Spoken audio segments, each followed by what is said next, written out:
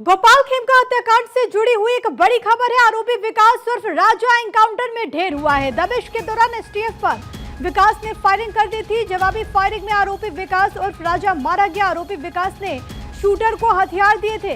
ये तस्वीरें दरअसल यहीं पर उसका एनकाउंटर हुआ है, उसकी मौजूदगी की सूचना मिली, टीम यहां पर पहुंची और सबसे बड़ी बात है मालसलामी इलाके में ये कार्रवाई हुई है। इसी इलाके से उमेश यादव को गिरफ्तार किया गया था। उसके बाद उसकी शिनाख्त पर विकास को पकड़ने के लिए दबिश दी जा रही थी और अब खबर ये कि आरोपी विकास और राजा एनकाउंटर में ढेर हुआ। ग्राउंड जीरो पर आपको ले चलते हैं। सर्वेश सिंह मेरे साथ, मेरे सहयोगी मौजूद और जहां पर एनकाउंटर हुआ वहां की तस्वीर दिखाएंगे सर्वेश, ताजा अपडेट्स क्या कुछ और जरा तस्वीरों के साथ बताते चलिए किस तरीके से पुलिस ने कार्रवाई की। प्रिया, इस वक्त मैं मौजूद हूं जहां पे एनकाउंटर हुआ है विकास उर्फ राजा का। ये देखिए, यहां पे पुलिस ने मार्किंग की हुई है। ए लिखा हुआ है यहाँ पे ईंट के टुकड़े में BCDE ये तमाम जो है पुलिस की मार्किंग है। यहीं पर विकास उर्फ राजा ने हथियार छुपा कर रखे हुए थे और ये जो आपको दिखाएंगे कि ये जो मार्किंग है ये पुलिस ने की है। यहीं पे एनकाउंटर में विकास उर्फ राजा को पुलिस ने मार गिराया। ये ईंट भट्ठा है एक, और इस ईंट भट्ठे में ही राजा उर्फ विकास ने बताया था कि यहाँ पर ही उसने हथियार छुपाया था। ये जो बोरी है इसमें हथियार लपेट कर उसने इस जगह पे, ये ईंट भट्ठे का जो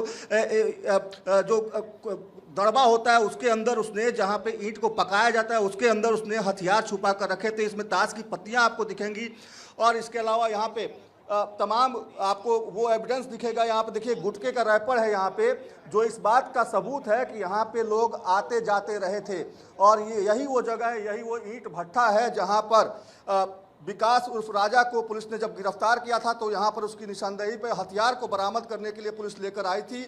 लेकिन यहाँ पर आते ही उसने हथियार निकाला और पुलिस पर फायरिंग करनी शुरू कर दी, जिसके बाद पुलिस ने उसको यहाँ मार गिराया। ये पूरा इलाका जो है ये पीर दमरिया का इलाका है, आलमगंज पटना सिटी का इलाका है, जहाँ पर एक ईंट भट्ठा है और इसी ईंट भट्ठे के अंदर अपराधियों का जमावड़ा लगता था, ऐसा पुलिस का मानना है।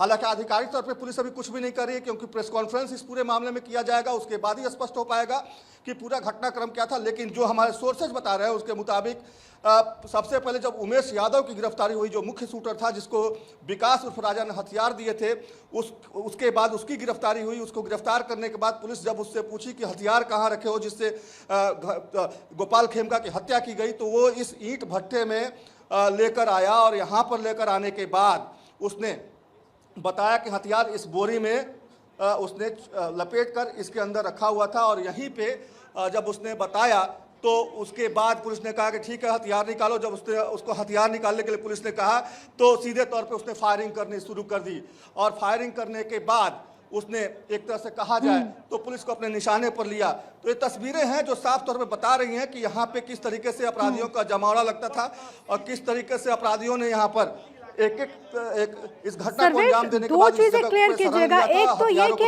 ईंट भट्टा किसका है, क्या जिसका है उसकी भी कोई भूमिका हो सकती है क्या? दूसरी बात ये कि अगर अपराधियों का वहां पर जमावड़ा लगता था तो क्या किसी मजदूर ने जो कि वहां पर काम करते थे उन्होंने नहीं देखा? एक और अपडेट सर्वेश जरा जल्दी से ये दे दीजिए कि आज पटना पुलिस क्या कोई प्रेस कॉन्फ्रेंस करने वाली है?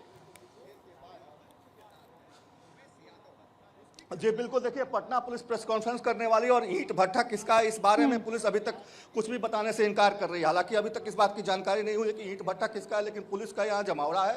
पुलिस ने यहाँ से बॉडी को उठा लिया है और यहाँ पे जो हथियार था उसको बरामद कर लिया गया, खोखे बरामद किए गए और यहाँ से जब बरामदगी हुई है उसके बाद पुलिस उसके बावजूद यहाँ मौजूद है और जो डेड बॉडी है विकास उर्फ राजा की उसको NMCH में भेजा गया पोस्टमार्टम के लिए।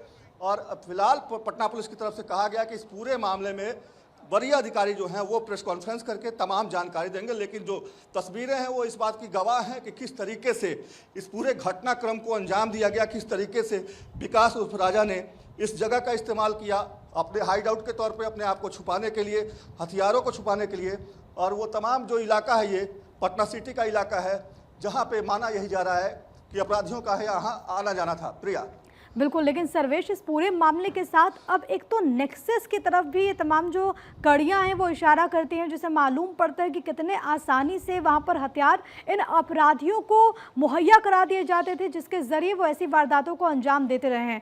बहुत शुक्रिया आपका सर्वेश, आप नजर बना के रखिएगा, आपसे आगे भी अपडेट्स लेंगे। ग्राउंड जीरो से भारत 24 आप तक तस्वीरें पहुंचा रहा था सर्वेश सिंह, मेरे सहयोगी वहां से लगातार आप तक हर एक इंफॉर्मेशन पहुंचा रहे।